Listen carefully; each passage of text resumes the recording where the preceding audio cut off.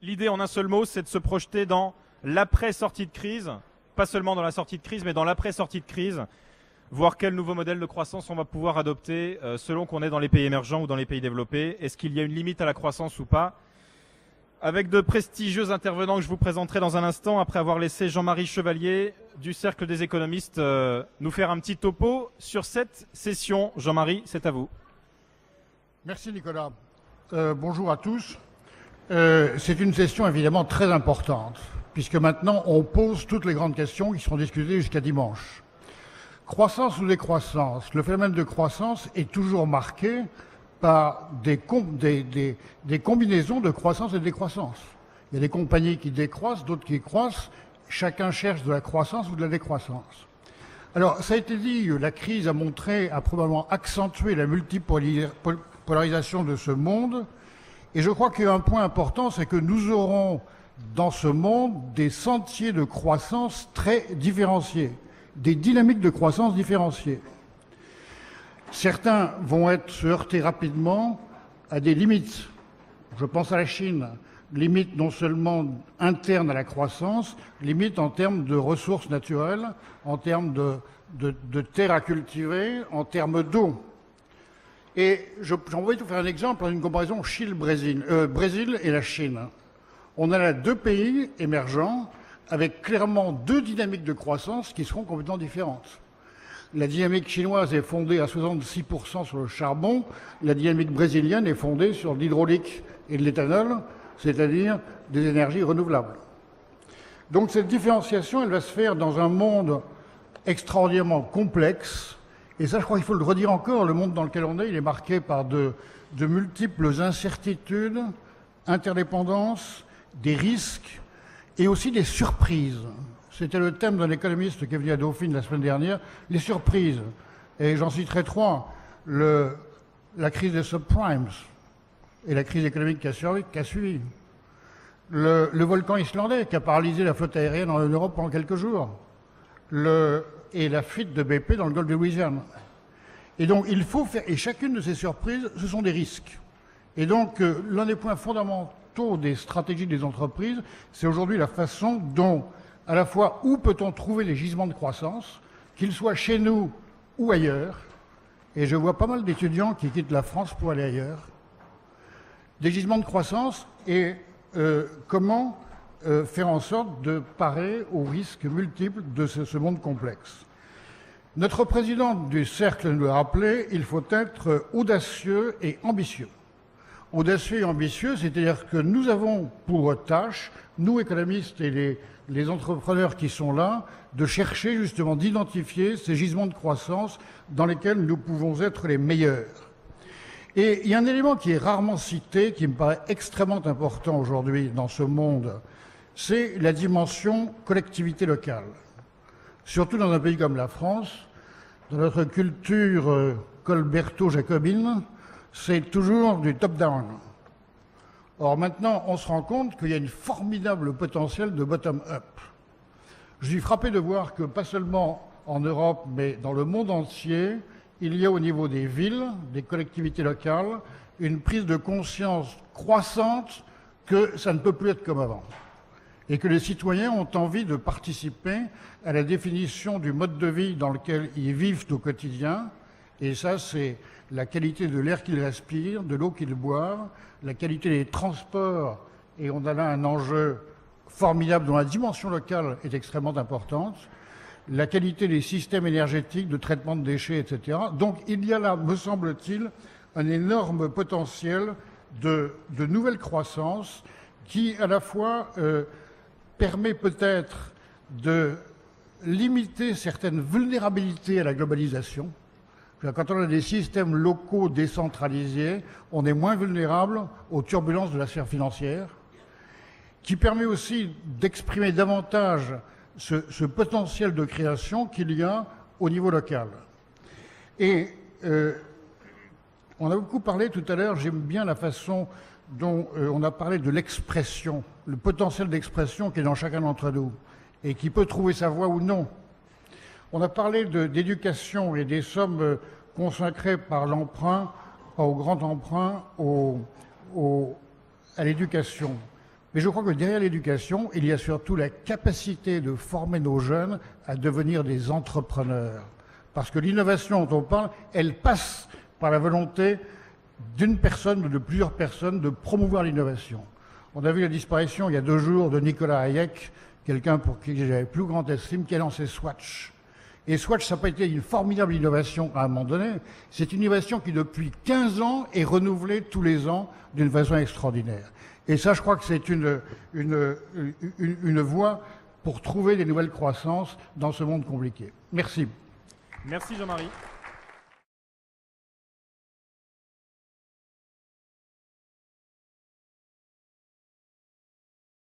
Bien, je vais reprendre la méthode de Christian Menanto pour la présentation des intervenants, c'est-à-dire non pas tout d'un coup, mais un par un, sans reprendre sa méthode de gestion du temps qui était peut-être un peu pas assez rigoureuse, on va dire. C'est un ancien directeur général du FMI qui a eu la gentillesse de faire l'introduction de cette session, Rodrigo Rato. 2004-2007, directeur général du FMI, donc, et auparavant ministre de l'économie espagnol entre 96 et 2004, 2 points communs donc avec Dominique Strauss-Kahn. Et vous présidez aussi, vous présidez aujourd'hui la Caja Madrid, c'est l'une des plus importantes institutions bancaires espagnoles, tout simplement. Et donc, merci d'introduire cette session. On vous posera une petite question, je pense, sur l'Espagne à l'amorce du débat qui aura lieu avec la salle. C'est à vous, Monsieur Rato. Bon après-midi. Je veux parler en anglais. Lo siento. I think, je pense qu'il y a une présentation. Où sont... Quelqu'un m'a dit que je devais lever ma main. Elle est là? OK. Second. C'est bien vous. Une autre? OK, là. Je veux parler de ces 3 choses. Winners and losers, outstanding perspective for the next decades, which is challenging, and quality of growth versus quantity of growth. So let's start.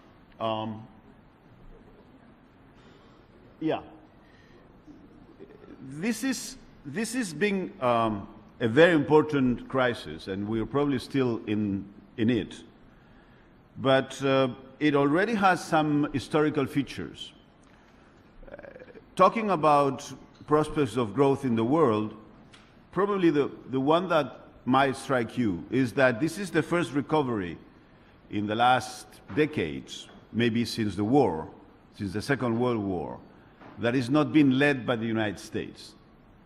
And I think that gives us a clear sense of how things are changing in the world. In fact, the United States has been one of the main problems of the world economy, and its capacity to recover is lagging. So in that respect, not only we are seeing a global activity moving at different speeds, but we are seeing that it's not anymore the big economy in the world that is leading the recovery. Second slide. Okay. Here we see winners and losers. In your left, you have an index with 100% in the first quarter of 2008, and you can see what happened between 2008 and 2010. Most advanced economies have a negative growth. In fact, most as a whole, they have a negative growth. Emerging economies only had a very slight recession in the end of 2008, and then they keep growing. If we look to the left, to your left, sorry, to my right, but to your left, emerging economies are certainly leading the world economy, and that has been happening since 2005, but is clearly a very strong performance in the last 2 years. Who are these emerging economies? Okay, here you have Asia. Asia didn't have a recession. If you look at long-term average growth for emerging countries, Asia never went beyond long-term average growth. Latin America and emerging Europe did have a drop. They have a V shape, and they have recovered very quickly not to the pace of Asia, but certainly to a very strong pace. If we look to contributions to global growth at your left, you can see clearly that it's emerging economies who have contributed to that global growth, and they will continue to do so in the future. And especially, of course, China is the leading country in this group. Here I want to raise a question. Does it make any sense anymore to talk about emerging economies? What is an emerging economy? Well, if you look at the markets are downgrading OECD countries and are upgrading emerging economies. So if emerging economies is a relationship of trust and confidence, well, maybe some euro area countries and some industrial countries are much emerging than others that we were supposed to be looking that way in previous years. And if we look at what markets are pricing risk, which is also a good measure, not only rating agencies, you can see that countries that have a very strong financial crisis only less than 10 years ago or 10 years ago, like Russia or Brazil, or countries that have a devastating financial crisis 15 years ago, like Mexico, are today countries with a very big stability in terms of the price of risk. But if you look at other countries like Ireland, Spain, and Greece, you can see a complete different picture.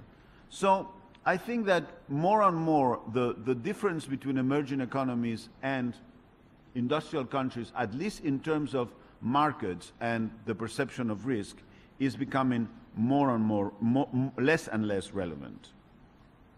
So this happened this time. What can we believe will happen next time? What is there to look at? Okay, look at debt at your right. Well, if you see there, most important countries, most industrial countries have increased their debt at a very strong pace. And here you're not only measuring sovereign debt, you're measuring households and non-financial corporations. So you're measuring almost the whole economy level of debt. And of course there you have Portugal, you have the UK, you have Spain, you have France, you have the most, even the UK, even the US. You have the most important industrial countries with very high levels of debt compared with the emerging economies. And again, if you look at your left and you see how things have changed, how things have deteriorated in the last few years, especially since the 2000s, you can see that the United States or France or Spain or the UK are countries that have deteriorated in the last decade at a very strong pace. Okay, here we have the cost of the crisis in budgetary terms. Here you have in red the impact of general government gross debt that happened during the crisis. And as you can see, all euro area and all industrial countries suffered tremendously in their general government debt.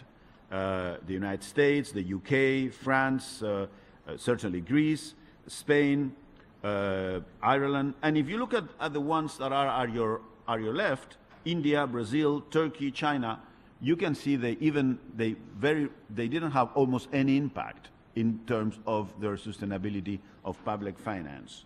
And of course, if you look at general levels of percentage of debt in relation to GDP, you can find there that Brazil is by far, and China, and even Turkey, who had a crisis only 8 years ago, is by far below the levels of public debt in relation to GDP that industrial countries are suffering right now. But if we believe that debt is not the only measure, it's probably not the, I only have 2 minutes, let's look at potential growth. Potential growth, okay, there you have it. Potential growth in the United States and Europe suffer severely because of the crisis, And in fact, in the United States, it has recovered a little bit, not to the level it was, but to 2%. It was at 3%. But in Europe, it has really dropped to around 1% potential growth. In emerging Asia, they also suffer an impact from the crisis, dropping from almost 12.5% to 8%, but they have already recovered to 10%. And what this tells us about the future prospect of growth, well, the future is always very difficult to forecast. But if numbers tell us something, well, you can see that if advanced economies had an average growth of around 2.5–2.75% between 1997 and 2007, they're expecting to have less than 2% in the next 10 years or 15 years. The contrary you can see in emerging economies. So in levels of risk, in levels of depth, in levels of potential growth, in levels of average growth in the next 15 years, the world is moving to emerging countries.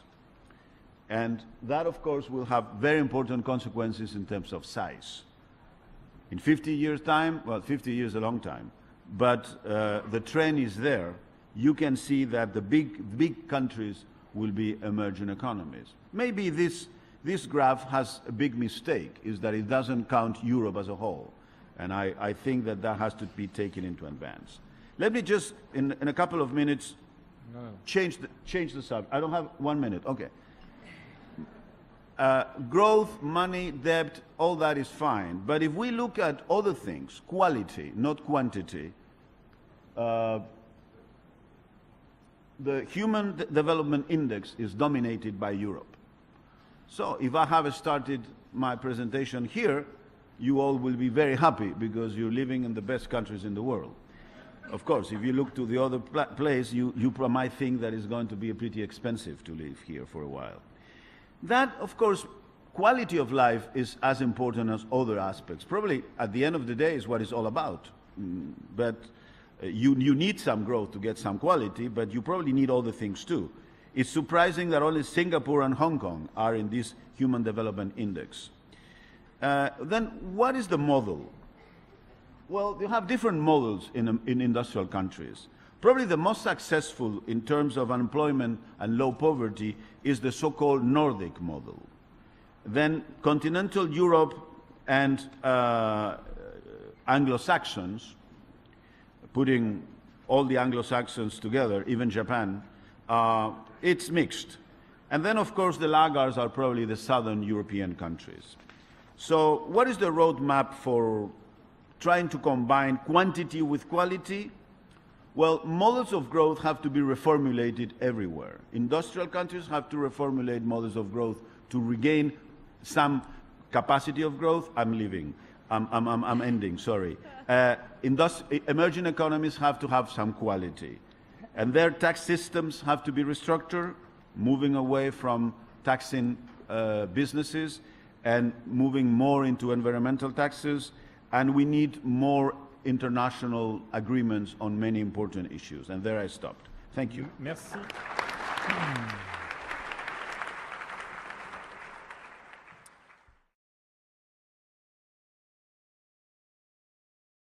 Merci. Je vais passer la parole à un autre hispanophone qui parlera peut-être aussi en anglais, je ne sais pas.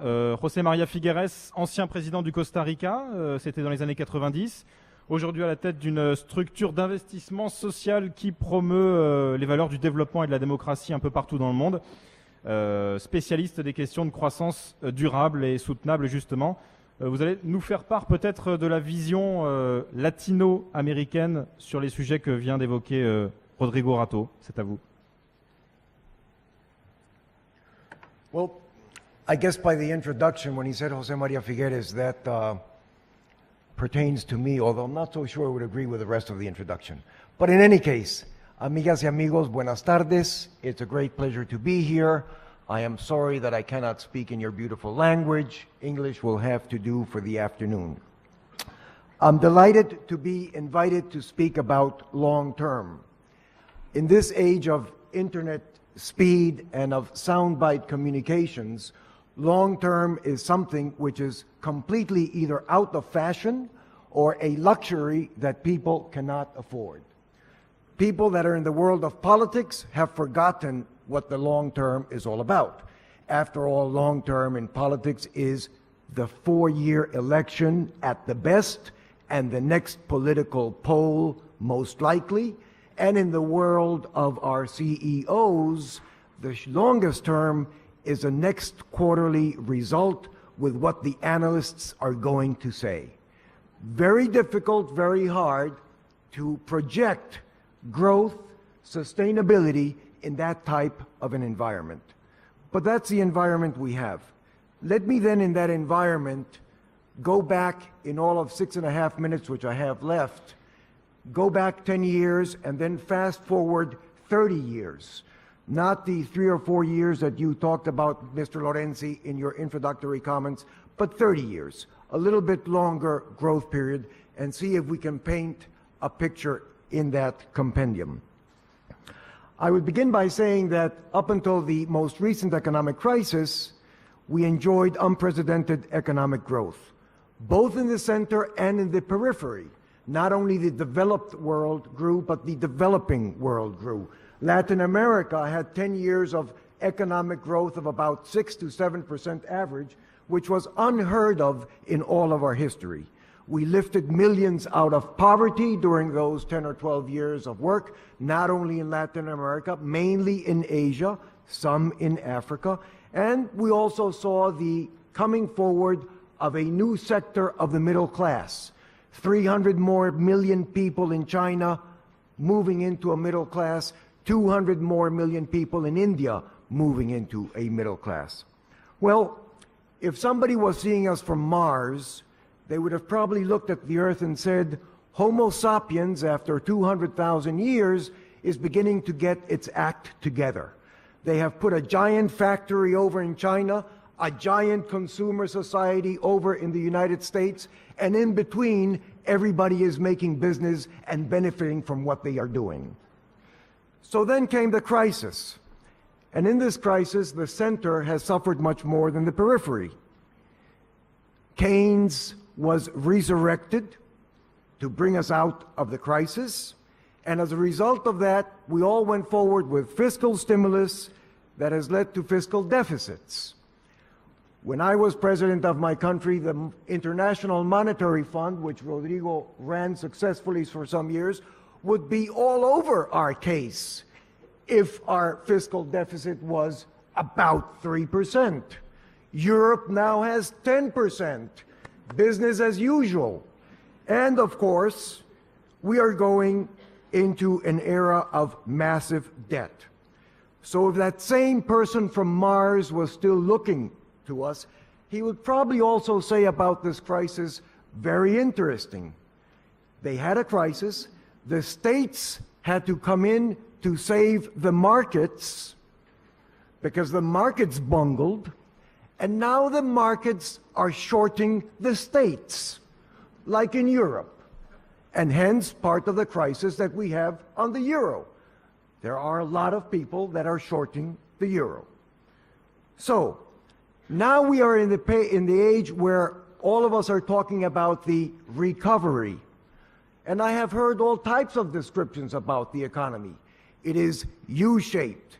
It is V-shaped. No, it is W-shaped. Yes, it looks like a square root. I don't know how many more definitions we're going to come up with.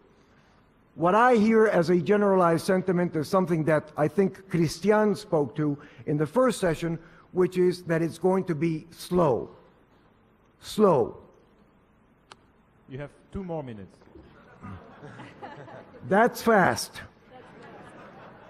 And what I would argue is that coming out of the crisis, the way we're doing it is basically rearranging the chairs on the deck of the Titanic. I would argue that the way we're doing it, we're not going to sustain growth over the next decade, 20, 30 years. The iceberg that we're going to hit as the Titanic of the global economy this time is threefold. First, a world with planetary boundaries. a world with planetary boundaries. It took us 10,000 generations to achieve 1 billion people around 1800. Then we went in only 125 years to 2 billion around 1925 into the Great Depression. 75 years to reach 6 billion around the turn of the century, and we're going to 9 billion. So if the 9 billion have as an aspiration to live like 1 billion of us to which we all belong live today, we need about 10 more planets. The second iceberg we're going to hit is the energy iceberg, because we are living in a world of constrained energy as we know it today. We need to move to renewables, but today the demand and the supply of oil is about 87 million barrels per day. We have reached peak oil. As soon as we have a little recovery, prices are going to shoot through the roof, and the macros driving that are not going to change that condition. And the third iceberg we're going to hit is a hostile environment. We are creating a hostile environment with respect to the way we go about doing our development. The meltdown of the markets that we have seen in recent years is nothing compared to the economic consequences of the meltdown of the glaciers in Asia. 7 rivers in Asia that come from the glaciers provide 50% of the drinking water to 40% of the population. When that goes, you think of the world in which we're going to have. You tell me if that's going to be a peaceful world for development. I will stop here and go back into it in the question and answer period, because I still have my second part of the story.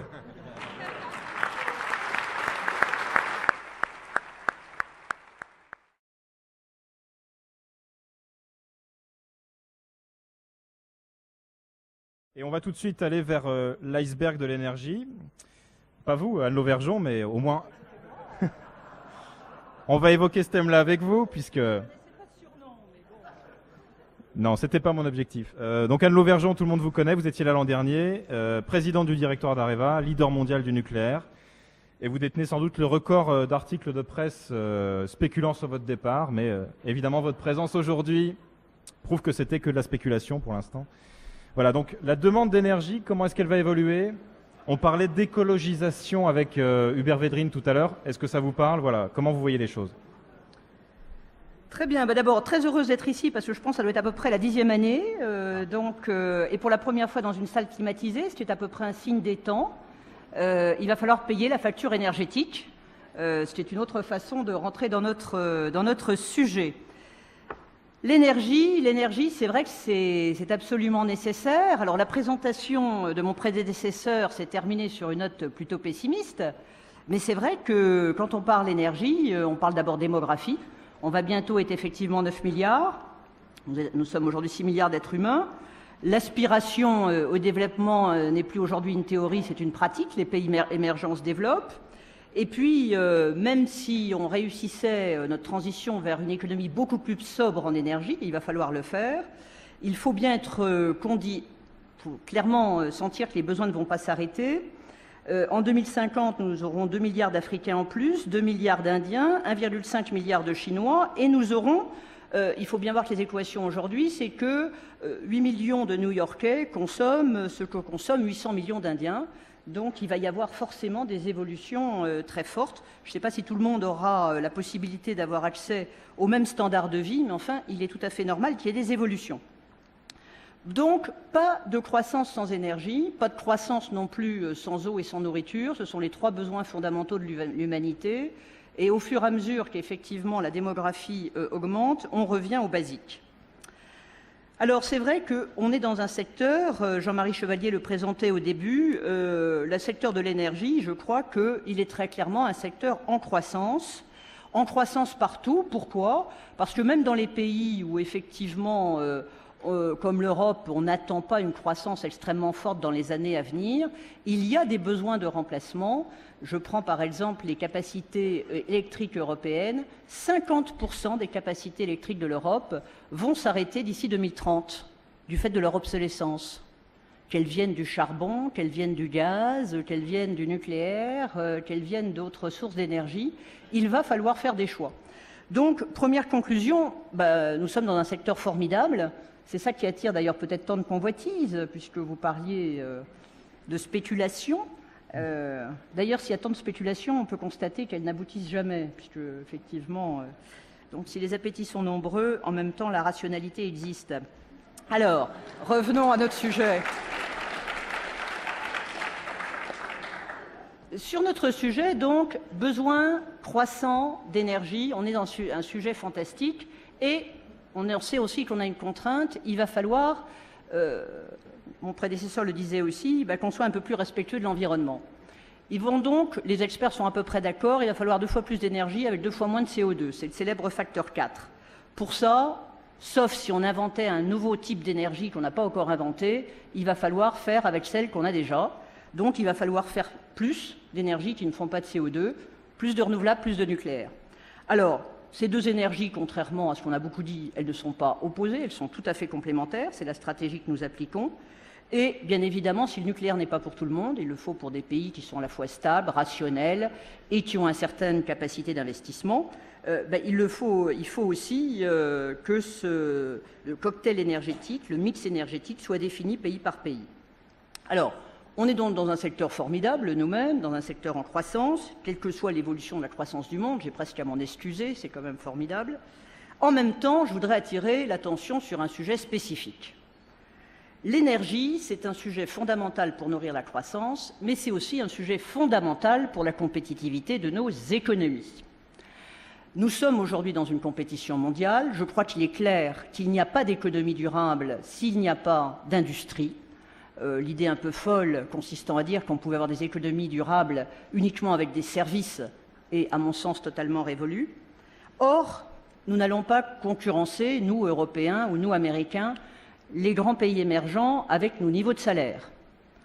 On ne va pas les concurrencer non plus avec nos charges sociales. On ne va pas les concurrencer en faisant moins d'évolution environnementale. Alors si au top de tout ça, on n'est même pas concurrentiel dans nos coûts de l'énergie, nos industries sont bien mal parties. Or, qu'est-ce que je constate, d'un point de vue là aussi très pratique? Eh bien, c'est que les politiques énergétiques dans les grands pays émergents sont globalement à la fois plus dynamiques, plus rapides, plus efficaces d'une certaine façon. Les déploiements sur lesquels on peut assister aussi bien sur le nucléaire que sur les renouvelables sont incroyablement plus rapides, que ce soit en Chine, en Inde, que dans un système européen qui reste assez morcelé, 27 pays européens, 27 politiques énergétiques, et un système américain qui a une vision énergétique, mais qui a parfois du temps avant de le mettre en œuvre. Donc, pour être très rapide, et je tiens dans mes 7 minutes, je voudrais dire que l'énergie, c'est le carburant absolument indispensable de toute croissance, mais inversement, si on ne met pas assez la bonne énergie dans notre moteur, eh bien, je crains que ça soit encore une autre façon d'être moins concurrentiel collectivement. Merci. Merci.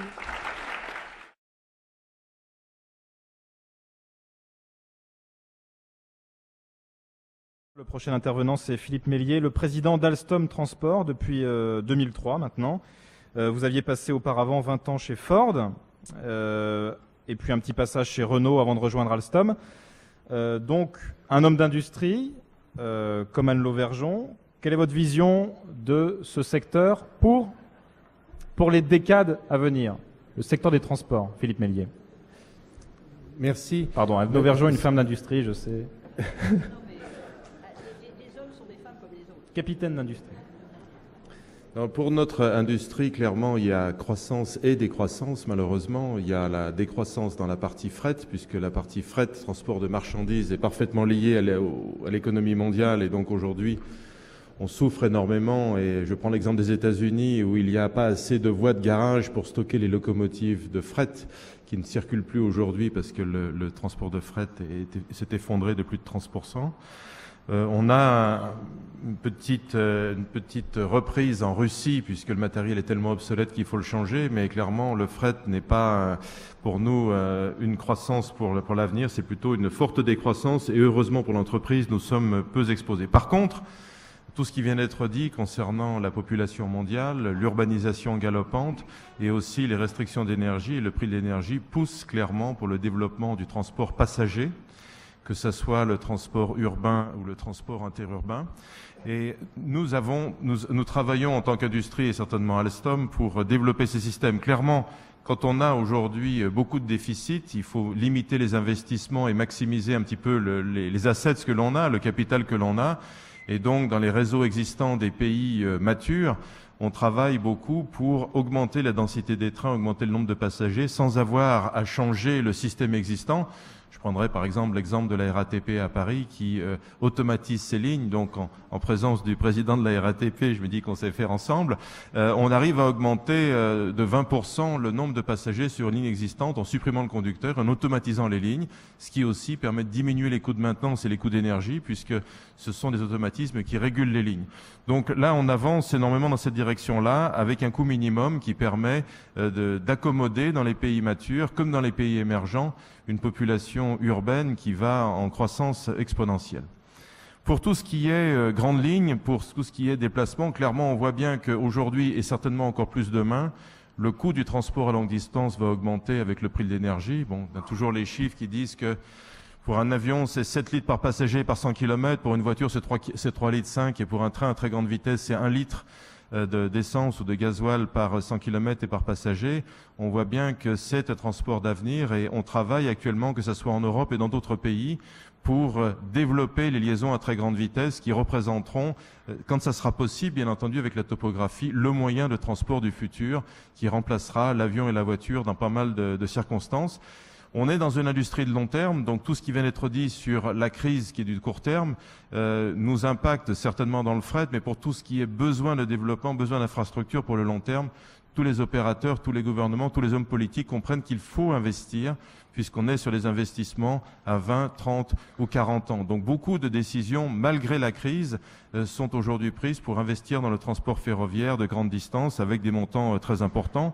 On est aujourd'hui, par exemple, sur un nouveau projet de TGV au Maroc, en Arabie Saoudite, après au Brésil, en Russie.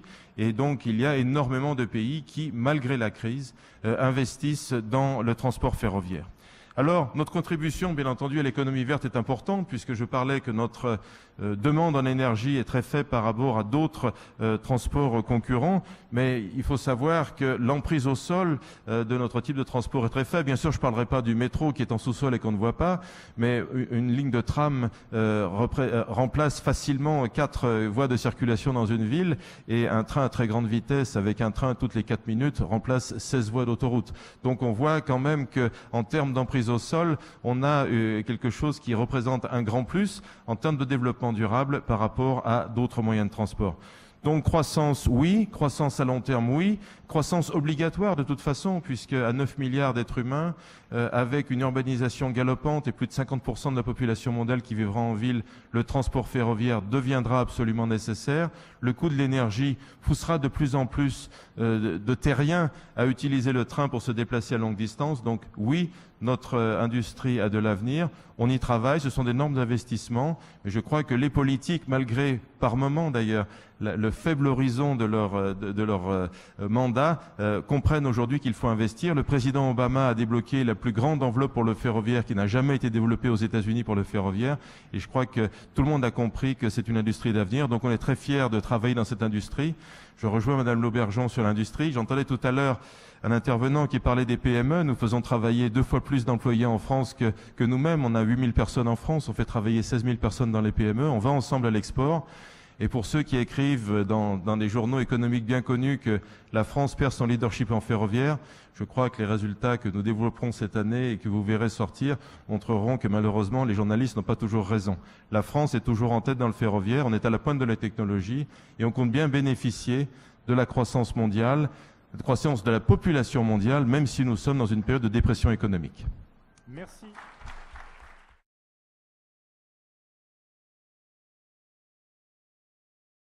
On va se tourner vers un autre homme d'industrie qui va y retourner d'ailleurs puisqu'il est actuellement directeur général du Fonds stratégique d'investissement qui est présenté comme le Fonds souverain à la française depuis fin 2008 et vous vous apprêtez donc à le quitter pour aller chez Imerys. C'est un groupe de minerais industriels. Vous en serez directeur général en septembre et si tout va bien, PDG en 2011. C'est ce que je vous souhaite. Vous avez passé 16 ans chez Saint-Gobain et un peu moins de 10 ans, je crois, chez PSA, Peugeot Citroën. Donc vous connaissez bien les secteurs de l'industrie. La question qu'on a envie de vous poser par rapport au FSI, c'est est-ce qu'un fonds souverain à la française peut infléchir, doit infléchir, est-ce qu'il a les moyens d'infléchir la stratégie de croissance d'un pays mature comme la France?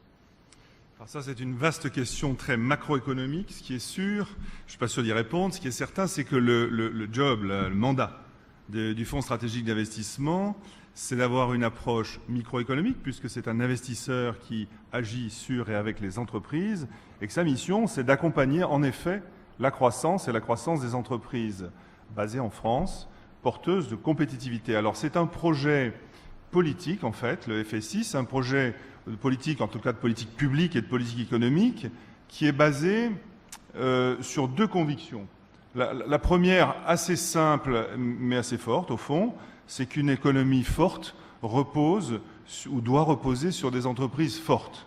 Et la deuxième, qui est sa conséquence, c'est qu'un investissement, de l'investissement durable au capital des entreprises basées en France est de nature à renforcer la compétitivité de l'économie nationale dans la mesure où des entreprises performantes, et c'est là le postulat, entraînent au fond l'économie et ont des effets d'externalité, comme on dit chez les économistes, qui justifient l'intérêt d'un investissement public au capital de ces entreprises, non seulement parce que l'argent y sera bien investi, mais parce que, en investissant dans ces entreprises, on aura un effet d'entraînement.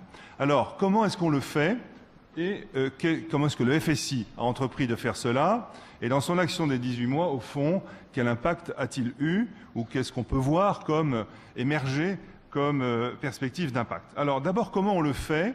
Je voudrais dire deux mots de cela parce que je pense que c'est une des clés de l'efficacité d'un fonds stratégique comme le nôtre. Sa mise en œuvre est en fait assez novatrice dans notre pays, à la fois par la doctrine d'investissement et par les modalités de mise en œuvre.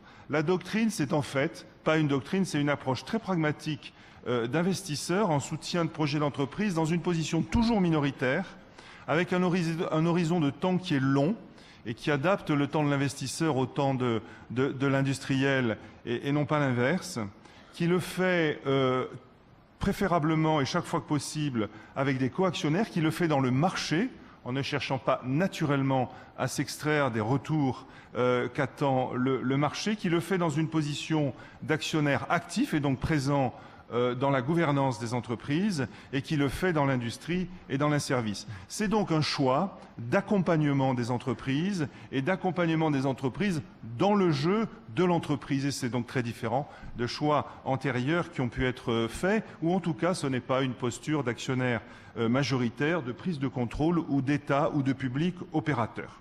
Le deuxième aspect des modalités, c'est qu'il n'y a pas de secteur industriel ou de service exclusif, réservé ou privilégié. En fait, il y a peu d'entreprises stratégiques. Il y en a, Anne, mais il y en a peu. Et ce qui est stratégique dans le fonds FSI, je pense que c'est le fonds lui-même et c'est la volonté et la décision de mobiliser des ressources au service d'entreprises porteuses de cette performance, quels que soient les secteurs d'activité économique, industriels concernés. Les modalités de mise en œuvre, sans aller trop dans le détail naturellement du schéma institutionnel, mais sont assez nouvelles, je crois également. Au fond, on a mis en place une société avec deux actionnaires publics, qui est dotée de ses moyens d'action et qui est dotée de sa gouvernance destinée à prendre la responsabilité de la mise en œuvre de la mission. Et nous avons avec le FSI un outil qui a son autonomie de pensée, bien sûr, mais son autonomie de décision surtout, et son autonomie d'action. Et je crois que ce sont des éléments très importants. Alors qu'est-ce qu'on fait avec ça, ou qu'est-ce qu'on a fait depuis la création du FSI? Ça fait 18 mois, effectivement.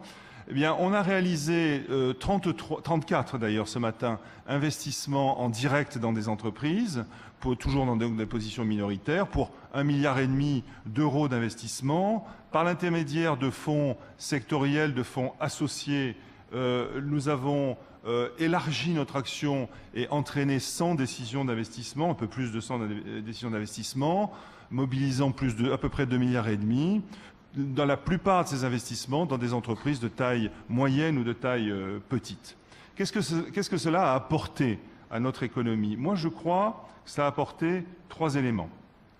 D'abord, une nouvelle offre de capital a été mise en place avec le FSI, un nouvel type d'investisseur peu développé dans notre pays, un investisseur qui a le temps, qui a la durée d'investissement, pas de parole, j'ai bien compris, mais d'investissement, un investisseur qui est minoritaire, un investisseur qui est en accompagnement de l'entreprise, très différent d'un grand nombre de l'offre classique, et cela, ça permet de libérer la croissance. Il y a de nombreuses entreprises qui viennent nous voir, qui préfèrent ne pas aller à des opportunités de croissance externe ou de développement interne si c'est pour ouvrir leur capital à des actionnaires qui menaceraient leur intégrité, leur indépendance, leur autonomie. Il est des grandes entreprises cotées, j'en connais de nombreuses, qui, dès lors que leur capital est fragile et ouvert, préfèrent ne pas aller prendre le risque de la croissance et du développement. Nous pouvons contribuer à modifier cela.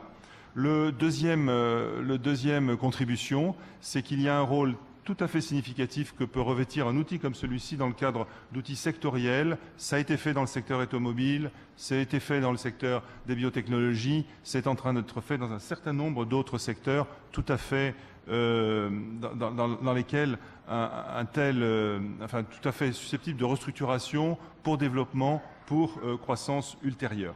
Le troisième contribution est émergente, je la crois très utile. Elle est largement devant nous, mais elle est en germe. C'est l'émergence d'un actionnaire public qui, au fond, est une référence ou devient une référence en matière de gouvernance et peut l'être également en matière sociale ou de gestion sociale, environnementale, etc. Et ne le fait pas par coercition, par effet de manche ou de déclaration, mais le fait en utilisant son rôle d'influence et son rôle de référence qu'il a dans les entreprises dans lesquelles il a investi.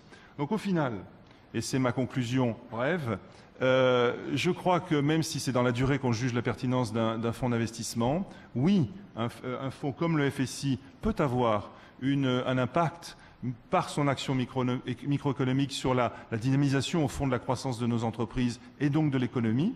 Et je ne réponds pas en cela à 2 questions macroéconomiques qui, elles, sont importantes et que je laisse à des économistes bien plus compétents que moi, mais qui sont celles de la nature de la politique industrielle dans laquelle un FSI pourrait s'inscrire, question qui me semble largement ouverte aujourd'hui dans notre pays, et la deuxième qui est celle du choix d'allocation de ressources. En mobilisant des ressources publiques dans un FSI, on fait le choix de ne pas en mobiliser dans d'autres affectations, et donc on peut là aussi discuter de la pertinence.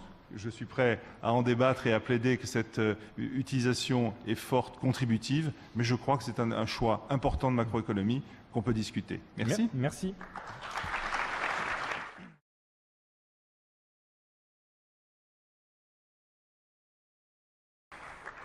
Voilà, on a parlé des pays émergents et du gap entre les pays émergents et les pays matures. On a parlé des secteurs d'avenir, énergie, transport, de la politique industrielle avec Gilles Michel à l'instant. On va se tourner vers la deuxième femme de cette table ronde, Laura Tyson. Aujourd'hui conseillère de Barack Obama pour l'économie, comme ce fut le cas pour Bill Clinton dans les années 90. Et vous êtes professeur à l'université de Berkeley en Californie. Voilà, qu'est-ce que ça vous inspire tout ce qu'on vient de dire? Est-ce que les États-Unis ont dans l'esprit une nouvelle croissance pour les années à venir, ou est-ce que le modèle actuel ne sera pas du tout remis en cause, selon vous? Laura Tyson. Thank you. First of all, let me say what a great pleasure it is to be back here. I consider this to be one of the great conferences of the world, and I am always happy to come back. Let me also say that I apologize once again for speaking in English. I do love to listen to your language. I wish I could speak it. And last, let me say that I serve as an economic advisor for President Obama, but only in a purely advisory capacity. I did work for President Clinton, For President Obama, there's something called the President's Economic Recovery Advisory Board. It's purely advisory. Sometimes our advice is listened to, sometimes it is not, but it's a great honor to be able to give advice to the Obama administration. But I just wanted to emphasize that because I speak here for myself, not for the administration. I wanted to add a word that hasn't really come up yet in the conference so far, and that is the word demand.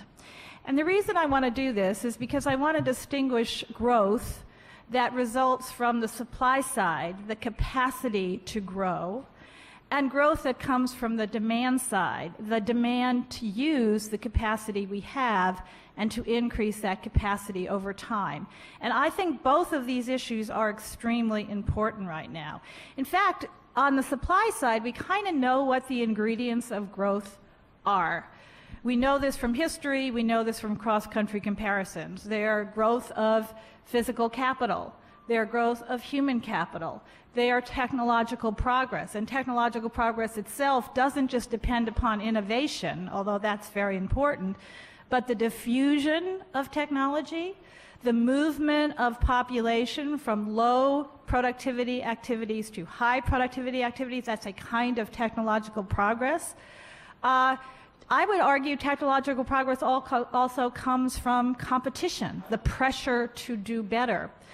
Now, we know all of those ingredients, and by the way, one of the reasons I think that we're seeing quite a dramatic difference right now between the emerging markets and the developed countries, we saw those in Mr. Dorado's graphs. The emerging markets have very high capital investment rates, much higher than the developed countries. They are rapidly growing their human capital stock. We already have in the developed countries high levels of college education, high school education. They're moving their population from low to high productivity activities. They are absorbing new technology and jumping to the frontier. They are doing all the things you would expect a successful developing country to do to grow fast. And there's less capability in the developed countries for that. We were growing much more slowly before the crisis, and I think that that trajectory will continue. But what's really changed now is, I think, the demand side. We're talking about growth here while, at least for the U.S., and it's true in Europe as well, the OECD estimates, or the U.S. Statistics Office estimates, we're maybe 6 percentage points of potential GDP not being utilized. It's not being utilized. We have an unemployment rate today, it was announced 9.5%, around 16% if you include people who are left the labor force or marginally associated with the labor force. We have the longest long-term unemployment in U.S. history.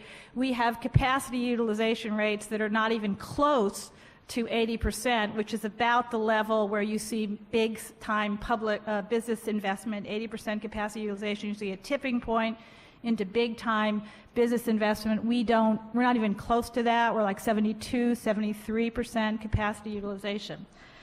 So we have a problem of excess capacity, and this is not an ideal situation to think about generating a lot of growth. So where does demand come from? Well, the U.S. isn't alone in this regard, but it's more dependent than most. The major engine for U.S. demand has been consumption. U.S. consumers are in trouble. The unemployment rate is high, as I mentioned. They've lost trillions of dollars of wealth in their houses. They are cutting down on their debt, which they built up over decades. The U.S. consumer cannot provide that growth engine, which was indeed, I think it was Jose who said, the factory in China and the consumer in the U.S. Well, the consumer in the U.S. is kind of shutting down a bit. All right, so we had essentially an agreement among the G20 to try to have, at least temporarily, governments to come in and substitute some public sector demand for private sector demand. And as we all know from reading the latest meetings in Toronto, that consensus is breaking down. Some countries think we don't have any more space for government stimulus. Others think if we don't do more stimulus, there's going to be a real slowdown. So the debate about austerity, which you heard about already. I worry that a lot of countries are planning to find demand by exporting their products to other countries. Well, that's an interesting observation. If every country is trying to find demand for its products by exporting to other countries, there won't be enough demand.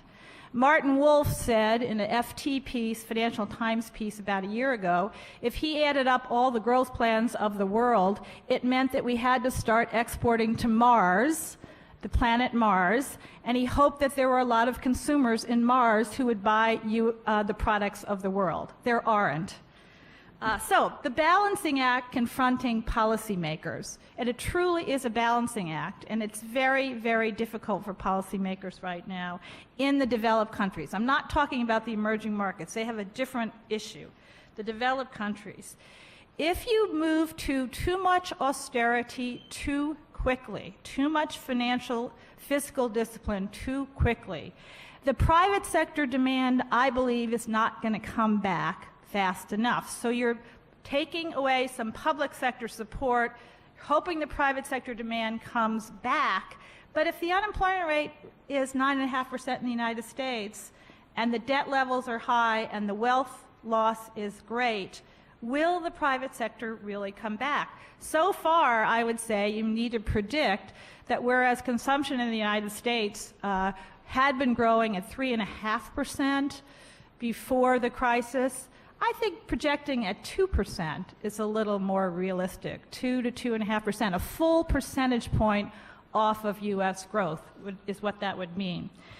So now let me go to the, so the debate is, should we move to austerity? If so, how quickly? The other side is we must move to austerity. That's what the financial markets are telling us. The financial markets can vote against sovereign debt. I was amused by the observation that the financial markets are now turning on the governments. To a certain extent they are. Those were the same financial markets that built up the crisis in the first place. So we have a kind of odd situation going on here. In thinking about this balancing act between austerity and beginning to pull back on government debt and government deficits, I just want to bring up a little bit of history. The first thing is there have been some very good histories of financial crises across time, and they tell you a few things. One is governments do build up massive amounts of debt during financial crises caused by the private sector. They must do that to bail out the financial institutions, to create demand, to support employment.